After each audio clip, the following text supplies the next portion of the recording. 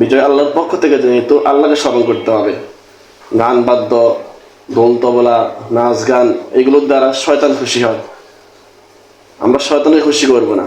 গান বাদ্য, নাচ গান এগুলোর পরিবর্তে আমরা কোরআন তেলাওয়াত করতে পারি, ইসলামী সঙ্গীত শুনতে পারি, বিভিন্ন ওয়াজ, আল্লাহ তাআলার হামদ বয়ান, যে সমস্ত ওয়াজে আছে আল্লাহর বড়ত্বের কথা, আল্লাহর মহত্বের কথা, সে সমস্ত কথা শুনতে পারে। হাদিস শরীফে আছে আল গিনা ইউমবিতুন নিফাক, গান বাদ্য এগুলো মানুষের অন্তর মুনাফিকে পয়দা করে, এটা শয়তানি। আমরা আল্লাহকে খুশি করবো, আল্লাহকে স্মরণ করবো, কারণ আল্লাহ তাআলার নিয়ামত এটা। ফাসাব্বিহ বিহামদি রাব্বিকা ওয়াস্তাগফির। বিজয় দিবস তোমরা যখন পাবে তখন তোমরা আল্লাহর হামদ বয়ান করবে, আল্লাহর বড়ত্ব প্রকাশ করবে। ফাসাব্বিহ বিহামদি রাব্বিকা ওয়াস্তাগফির, আল্লাহর কাছে তওবা করবে, ইস্তিগফার করবে, আল্লাহর কাছে ইস্তিগফার করবে। যদি আল্লাহ তাআলা আমাদেরকে হায়াত না দিতেন তাহলে তো আমরা সংগ্রাম করতে পারতাম না। যদি আল্লাহ তাআলা আমাদের পূর্বপুরুষদেরকে সুস্থ না রাখতেন, সংগ্রাম করতে পারতো না। তো সবকিছু আল্লাহর দেওয়া, এজন্য আল্লাহকে স্মরণ করা। আলহামদুলিল্লাহ, الصلاة والسلام على من لا نبي بعده. قال الله تبارك وتعالى في كلامه المجيد وفرقانه الحميد. بسم الله الرحمن الرحيم. إذا جاء نصر الله والفتح رأيت الناس يدخلون في دين الله أفواجا فسبح بحمد ربك واستغفره إنه كان توابا. আল্লাহ রাব্বুল আলামিন এই সূরার মধ্যে একজন মুমিন যে কোনো বিজয়ের সময়, যে কোনো নিয়ামত প্রাপ্তির সময় কি করবে এই বিষয়ে আল্লাহ তাআলা আমাদেরকে দিক নির্দেশনা দিয়েছেন। পবিত্র কোরআনে আল্লাহ রাব্বুল আলামিন আমাদের জন্য সব কিছু দিক নির্দেশনা রেখেছেন। একজন মানুষ ব্যক্তিগত জীবন থেকে শুরু করে আন্তর্জাতিক জীবন পর্যন্ত যে কোনো সেক্টরে, যে কোনো ক্ষেত্রে যদি সে কোনো নিয়ামত প্রাপ্তি হয় তখন সে এক নম্বর নিয়ামতের শুকরিয়া আদায় করবে। তো বিজয় আল্লাহর পক্ষ থেকে অনেক বড় নিয়ামত। ইযা জাআ নাসরুল্লাহি ওয়াল ফাতহ, রব্বুল আলামিন বলেন যখন আল্লাহ তাআলার সাহায্য আসবে, ইযা জাআ নাসরুল্লাহি ওয়াল ফাতহ, আল্লাহর সাহায্য আসবে এবং বিজয় আসবে। তো সাহায্য এটা আল্লাহর পক্ষ থেকে, বিজয় আল্লাহর পক্ষ থেকে। রব্বুল আলামিন এখানে আমাদেরকে গাইডলাইন দিয়েছেন, ফাসাব্বিহ বিহামদি রাব্বিকা ওয়াস্তাগফির। যখন আমরা কোনো নিয়ামত তা ধন্য হব, যখন আমরা কোনো বিজয় লাভ করব, ফাসাব্বিহ বিহামদি রাব্বিকা ওয়াস্তাগফিরহু, তখন আমরা আল্লাহ তাআলার বড়ত্ব, আল্লাহ তাআলার মহত্ব, আল্লাহ তাআলার হামদ এগুলো বয়ান করব। এক নম্বর করণীয়। বিজয় আসলে অনেক প্রকার। ব্যক্তিগত জীবনে অনেক বিজয় আমাদের আসে, পারিবারিক জীবনে অনেকগুলো বিজয় আসে, সামাজিক জীবনে অনেকগুলো বিজয় আসে, রাষ্ট্রীয় জীবনে অনেকগুলো বিজয় আসে। যেমন 16ই ডিসেম্বর, এটা আমাদের রাষ্ট্রীয় জীবনে অনেক বড় একটা বিজয়ের দিন। এই দিনকে আমরা রাষ্ট্রীয়ভাবে অনেক সম্মান করি।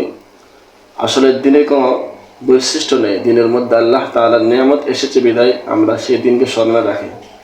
কিন্তু নিয়ামত দিয়েছেন একমাত্র আল্লাহ তাআলা। সুম্মা লা তুসআলুন্না ইয়াওমাইযিন আনিন নাঈম, রব্বুল আলামিন হাসরের ময়দানে প্রত্যেকটি নিয়ামত সম্পর্কে জিজ্ঞাসা করবেন। তো আল্লাহ তাআলা আমাদেরকে বিজয় দান করছেন রাষ্ট্রীয়ভাবে, এটা একটা নিয়ামত। এই নিয়ামত সম্পর্কে জিজ্ঞাসা করবেন, যেহেতু নিয়ামত। এই বিজয় ধরে রাখতে হবে।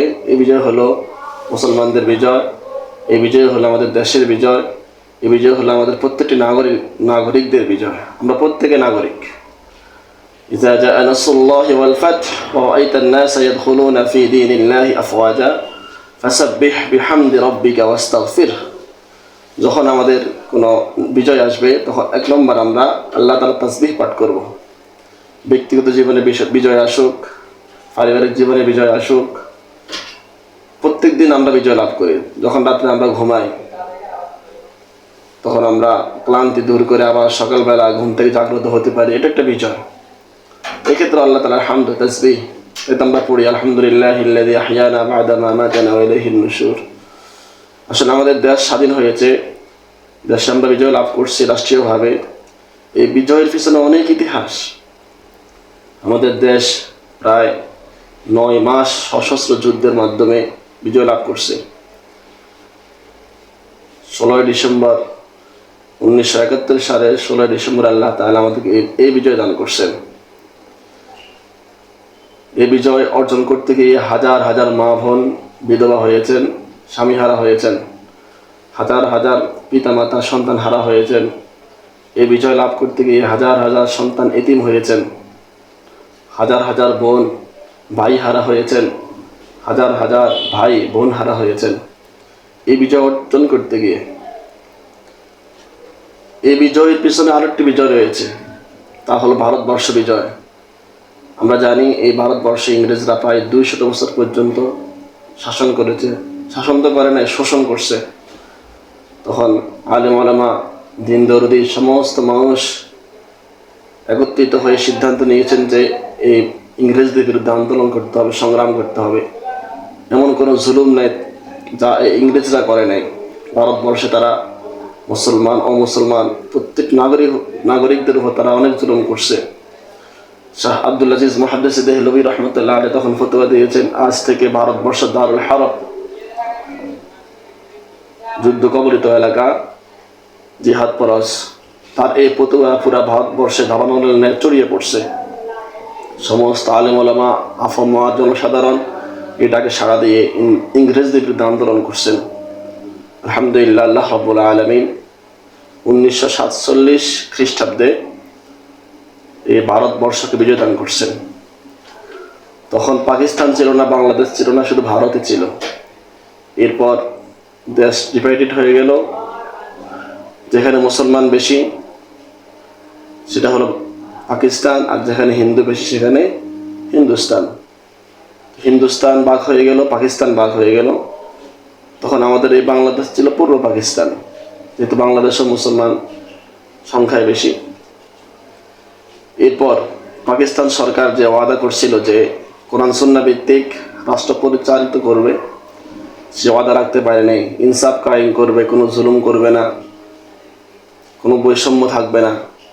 কিন্তু জনগণ দেখতে পায় যে পূর্ব পাকিস্তান তথা বাংলাদেশের মানুষের উপর অনেক জুলুম করছে তৎকালীন সেই পাকিস্তানের সরকার।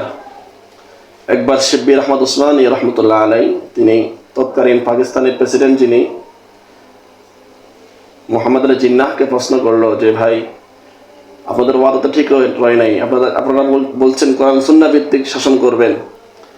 তখন মোহাম্মদ আলী জিন্নাহ বলছে, ভাই ये तो एक सियासी वादा था, ये तो एक सियासी वादा, এটা তো একটা রাজনৈতিক ওয়াদা ছিল যা পূরণ হওয়ার নয়। নাউজুবিল্লাহ।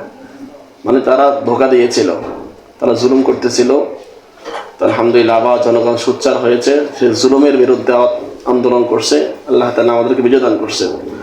তো বিজয় দিবস আসলে গান বাদ্য না, বিজয় আল্লাহর পক্ষ থেকে, যেহেতু আল্লাহকে স্মরণ করতে হবে।